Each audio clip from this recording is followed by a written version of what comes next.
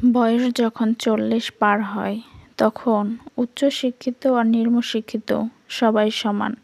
বয়স যখন ৫০ পার হয় তখন কালো ফর্সা সবাই সমান। কারো চেহারা দেখতে কতটুকু সুন্দর, দেখতে কে স্মার্ট এটা নিয়ে আর কেউ ভাবে না। বয়স যখন ৬০ পার হয় তখন উচ্চ পজিশনের চাকরি আর নিম্ন পজিশনের চাকরি এটা আর কোনো ব্যাপার না। এমনকি একজন পিয়নও অবসরে যাওয়ার বসের দিকেও তাকায় না। বয়স যখন ৭০ তখন আপনার বড় ফ্ল্যাট, বড় ব্যবসা কোনো গৌরবের বিষয় নয়, বরং বাসা বড় হলে সেটা মেনটেন করাই কঠিন। ছোট একটা রুম হলেই আপনার চলে।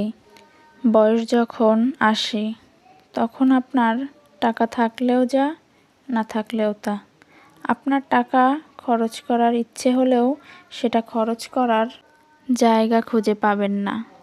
বয়স যখন ৯০ আপনার ঘুমানো আর জেগে থাকা একই।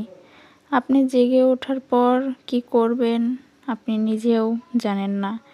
বয়স যখন ১০০ তখন আপনার বেঁচে থাকা আর না থাকা এতে কিছুই যায় আসে না। পৃথিবীবাসী আপনাকে নিয়ে আর ভাববে না। জীবন মানেই এতটুকু, এর বেশি কিছুই না। এত চাপ নিয়ে, লোভ করে, মানুষের ক্ষতি করে লাভ কী? নিজ নিজ জায়গায় থেকে জীবনটা উপভোগ করতে শিখুন। অন্যের ক্ষতি করা থেকে বিরত থাকুন। সময়টা ভালো কাজে লাগান। পৃথিবীটা আপনার জন্য সুন্দর হবে, দেখবেন। আজকের ভিডিওটা আপনাদের কাছে কেমন লাগেছে? আর আমি এখানে পিঠা তৈরি করতেছি আপনাদের জন্য।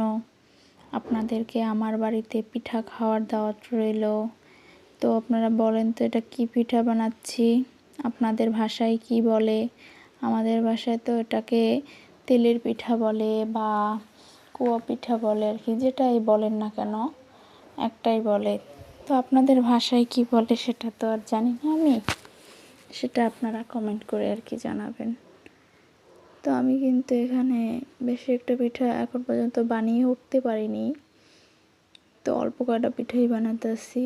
আর এদিক দিয়ে খাওয়াও শেষ হয়ে যাচ্ছে। আপনাদের জন্য কিছু একটা রাখবো, তো আপনারা কিন্তু খেতে আমার বাড়ি চলে আসবেন।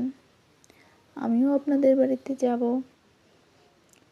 যখন আপনারা আমাদের দাওয়াত দিবেন যে হ্যাঁ আমার বাড়িতেও পিঠা বানানো হয়েছে বা চেয়ার পাতা হয়েছে, আসো বসে যাও।